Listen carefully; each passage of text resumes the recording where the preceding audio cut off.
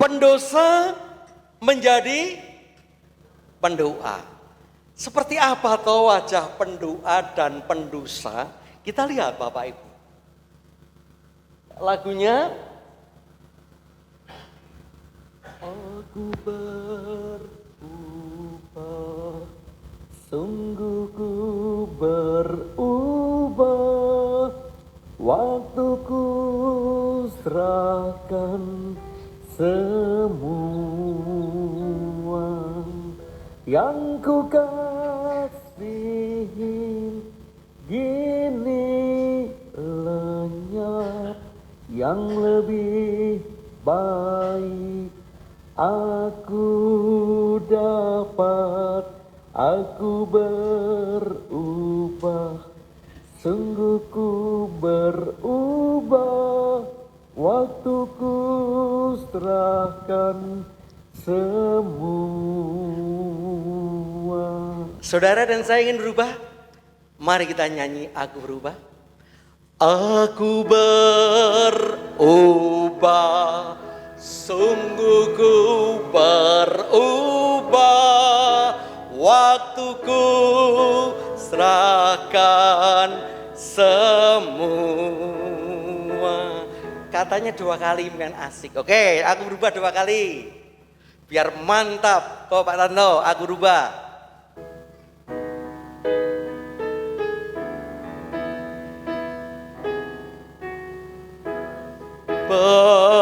Berubah, sungguh ku berubah, waktuku serahkan semua. Aku berubah, sungguh ku berubah, waktuku serahkan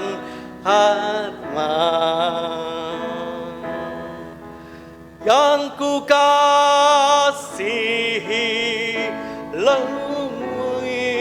lenyap yang lebih baik aku dapat, aku berubah, sungguh ku berubah, waktuku serahkan semua.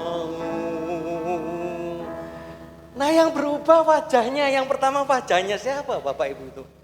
Wajahnya Hercules. Bapak Ibu tahu Hercules? Itu preman Tanah Abang dulu katanya. Oh, tapi saya nggak ikut jadi anak Tuhan. Itu preman, jadi pendoa. Nah, bicara pendosa, itu tentu dosa itu mesti baik. Nah, sekarang kita akan jawab pertanyaannya. Pertama majelis ini yang jawab. Ternyata itu ada dosa yang baik. Dosa apakah itu? Nah, untuk majelis tak siapkan hadiah. Ayo, siapa yang mewakili penatua dan diaken dosa yang baik? Oh, apa? Baik Bapak Ibu, jadi nggak jatuh. Dosa yang baik, bisa terima tantangan? Singer, musik, dosa yang baik. Jemaat berani, dosa yang baik. Ayo sini, sambat nusuk baik. Yo, maju. Dosa laman, dos randalan, dos salam-salaman, dos sarungan. Wah, itu dosa yang baik. Kayaknya suaranya Pak Pitoyo. Pak Pitoyo, hadiahnya Pak Pitoyo. Wah, karena benar Pak Pitoyo dapat. Masih banyak Bapak Ibu, ini ada 1000 hadiah.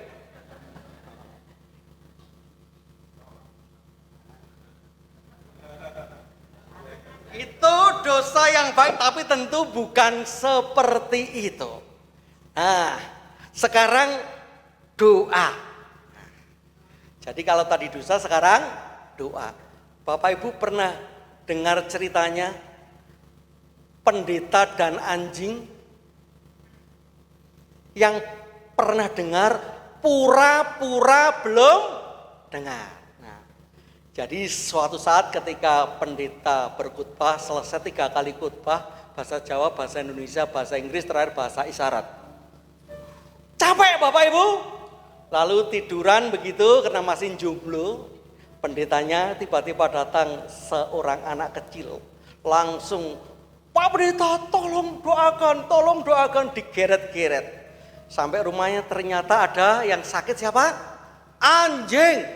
Wah, karena pendeta itu juga manusia, kadang-kadang mesti juga dosa. Dengan jengkelnya dia doakan, hei anjing, mau mati, matilah, mau sembuh, sembuhlah. Sembuh, saudara. Nah, sembuh. Nah, setelah anjingnya sehat, lalu ingatlah si anak ini dengan Pak Pendetanya. Ingin mengucap terima kasih. Ternyata pendetanya sakit. Ingat, tumpang tangan, hai pendeta, kalau mau mati, matilah. Kalau mau sembuh, sembuhlah. Mati atau sembuh? Ceritanya nggak sampai ke situ ya, itu jadi PR. Itu gambaran dosa dan doa. Mari kita lihat gambaran kita tentang pendosa menjadi pendoa. Yang pertama dari Bilangan. Lagunya, jadikan aku Tuhan rumah doamu, agar semua suku bangsa. Nah saudara, kita tahu ini salah satu cuplikan pengeyelan. Bapak Ibu ingat ya, pengeyelan itu apa ya? Merengkelan, bahasa Jawa. Apa bahasa Indonesia pengeyelan itu? Maidonan sama itu. Pemberontakan. Ini bukan hanya pertama kalinya bangsa Israel memberontak di dalam perjalanan dari mana? Dari Mesir ke Kanaan. Selama berapa? 40 tahun. Padahal itu sebenarnya cepat. Tetapi karena ngeyelan, salah satunya ketika mereka kehabisan air. Akhirnya mereka protes, lalu mereka dipatok ular. Nah baru minta didoakan. Nah ternyata saudara, doa itu perlu sebuah mental. Bayangkan kalau kayak pendetanya sudah mentalnya jengkel, ya males mendoakan. Wong ngeyelan minta didoakan. Tapi hari ini kita belajar dari Musa. Apapun situasinya dan kondisinya, maka kita harus siap mendoakan. Maka orang yang bermental pendoa itu tidak mudah. Ada berapa orang Buning tim doa GKJ Mertoyudan? 5 atau 6? Ada 6.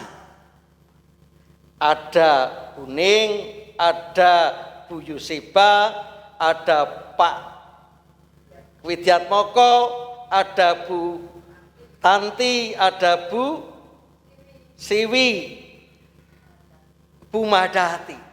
Dulu saya juga ragu-ragu karena di GKJ itu seringkali terabaikan namanya tim doa, ya kan? Saya pertama juga ragu-ragu, kira-kira ini mau gulung tikar tidak, ternyata sampai hari ini, puji Tuhan. Karena untuk setia menjadi pendoa itu tidak mudah. Menjadi pendoa itu artinya tahu apa yang perlu didoakan, bukan hanya kebiasaan. Artinya pasang telinga, pasang mata, siapa yang terbeban itu jeli. Jadi itu bentuk orang yang bermental doa. Jadi hari ini saudara, mari kita diajar bagaimana perjalanan bangsa Israel yang selalu melakukan pemberontakan sama persis. Itu adalah miniatur perjalanan kehidupan manusia yang selalu melakukan pemberontakan, maka dibutuhkan mental-mental yang bersedia merendahkan hati untuk mendoakan. Mari, walaupun kita mungkin tetap berdosa, tidak sempurna, tapi mari kita belajar punya mental pendoa. Itu yang pertama. Yang kedua dari nyanyian Mazmur kita. Lagunya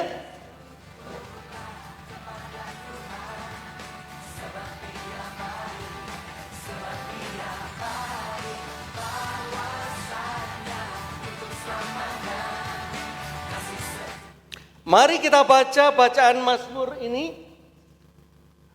1, 2, dan 3.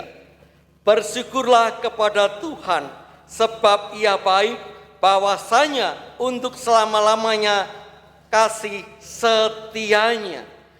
Ada hati yang bersyukur. Hati yang bersyukur itu negatif atau positif Bapak Ibu? Positif.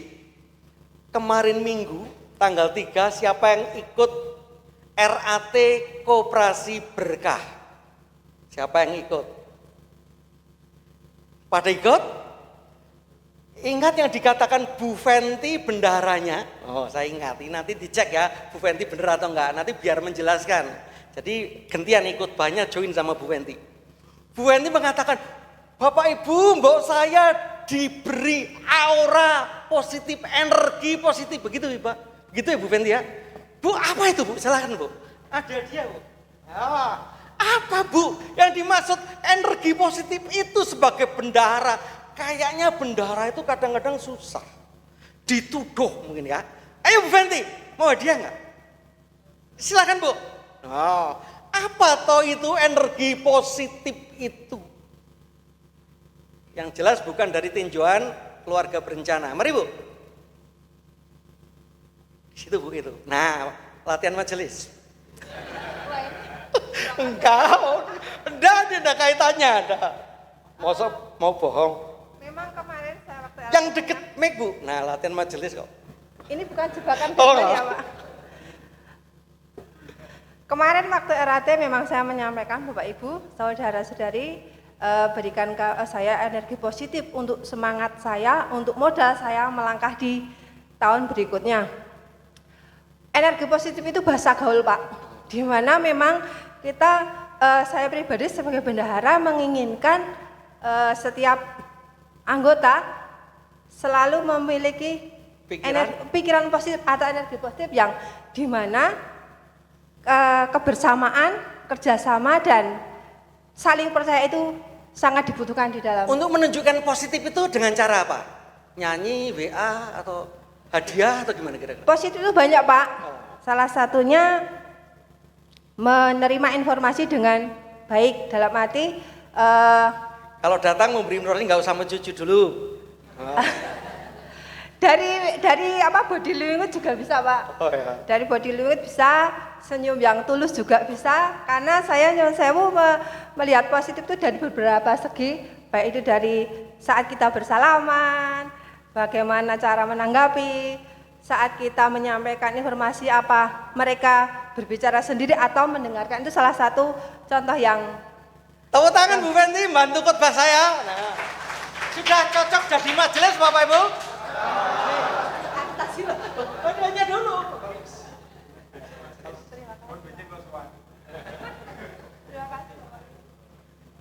Ternyata aura positif, berpikir positif itu perlu sebagai pendoa. Makanya bersyukurlah. Kalau disuruh berdoa itu bersyukur, bukan malah lari saudara. Nah, itulah di dalam jiwa pendoa harus berpikir positif thinking. Dan itu hati-hati Bapak Ibu. Karena saya punya pengalaman. Dulu di Pandansari ada yang namanya Mbah Slamet. Ingat Bapak Ibu, putranya namanya Ibu Sartinah ya. Mbah Slamet ada Kakung Putri. Nah ini Mbah Slamet Kakung ini dulu kalau sakit itu terus Dan mesti saya ditelepon, Pak didoakan jam 1 malam, jam 2 malam saya datang. Lama-lama sebagai manusia jengkel nggak Bapak Ibu? Oh. Nah, tanpa kompromi tanya dengan keluarga saya berdoa. Kalau memang Tuhan menghendaki, loh, silakan Mbah Slamet dipundhut. Dah setelah itu saya matur, Mbah Putri pun ikhlas nggih. Nggih dereng. Cilaka saya. Ternyata yang namanya aura positif itu juga kalau bersama harus didiskusikan, ya. Jangan-jangan doanya itu tidak mengeluarkan aura positif, walaupun memang baik. Nah, itulah kita bersyukur. Ketika kita berdoa, kita yakin bahwa rencana Tuhan itu yang terbaik. Lalu kita akan lihat bacaan kita dari Efesus. Lagunya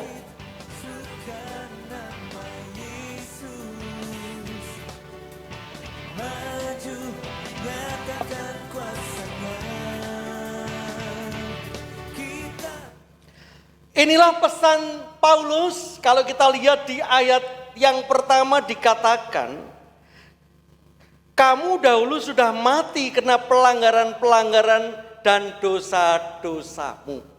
Artinya dosa-dosa kita sudah tidak perlu menjadi beban dan belenggu.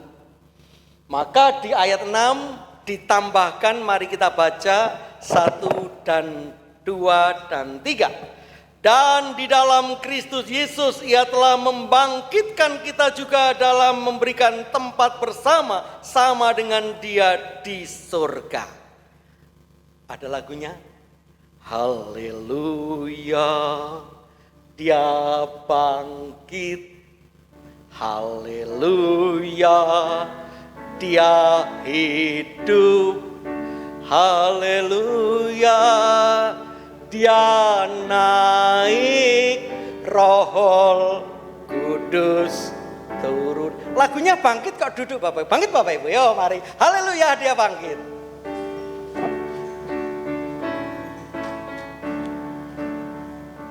Haleluya, Dia bangkit. Haleluya, Dia hidup. Haleluya, Dia naik, Roh Kudus turun. Silakan duduk. Kalau Roh Kudus jelas turun karena Dia dari atas. Lah, roh kita kemana itu? Kalau Roh Kudus turun, kalau berarti roh kita yang dapat jawab tak kasih hadiah. Berarti roh kita kurang, roh kita bangkit. Loh, iya toh itu loh. Jawabannya sudah disediakan FTP dewe. Nah, saudara, jelas kita ini dibangkitkan. Kita ini menerima.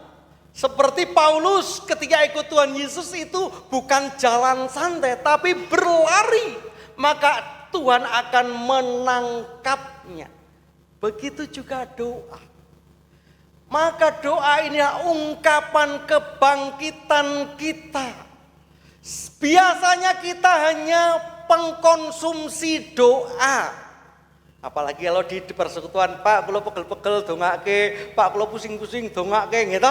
Jadi konsumeris doa.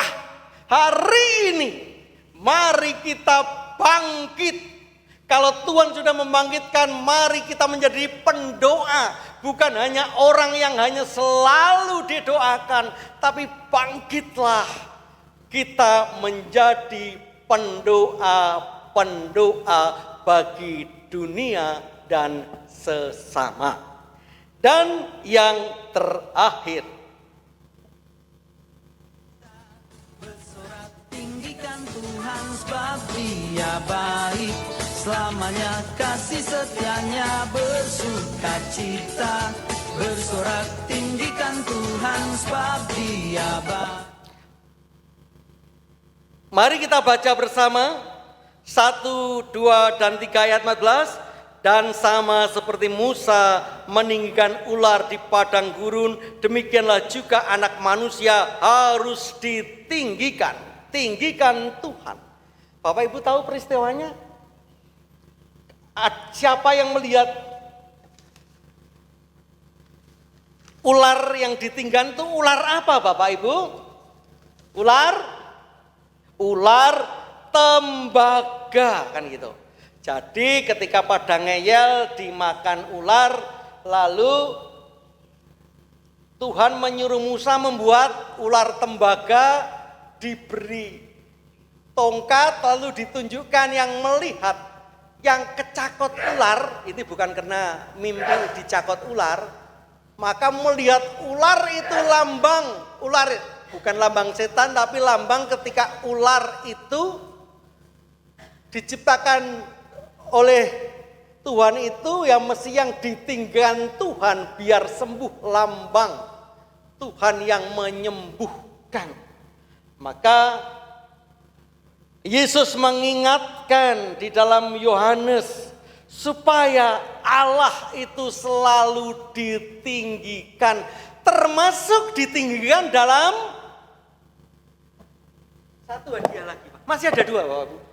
Termasuk Tuhan itu ditinggikan di dalam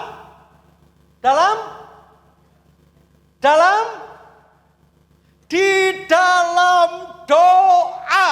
Loh, kita kan temanya doa Bapak Ibu. Coba itu, doa Bapa kami. Itu kan kemuliaan Tuhan di dalam preambul, pembukaan dan penutup.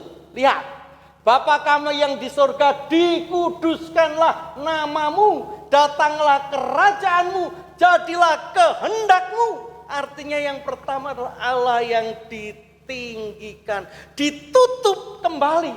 Karena engkaulah yang mempunyai kerajaan dan kuasa dan kemuliaan sampai selama-lamanya. Itu doa Bapa kami, sebuah model doa yang luar biasa. Karena kadang-kadang kita biasanya doa itu bahasa Jawanya cekmol, apa cekmol? Langsung ujuk-ujuk njaluk, ya kan? Minta ya Tuhan, minta duedel kan itu. Lupa dimuliakanlah namamu. Mari kita menjadi pendoa-pendoa yang bukan hanya keinginan manusia atau keinginan supaya segera dilaksanakan, tapi salah satu tugas pendoa adalah memuliakan Tuhan dalam segala perkara. Jangan lupa, setiap doa-doa kita harus berisi kemuliaan untuk Tuhan seperti yang sudah diajarkan di dalam doa Bapa kami. Biarlah hari ini kita semakin mengerti, seringkali kita terjebak kesalahan dan dosa bahkan di dalam doa. Mari firman Tuhan memasuki masa prapaskah yang keempat ini, semakin kita siap menjadi pendoa-pendoa bagi dunia dan sesama. Amin.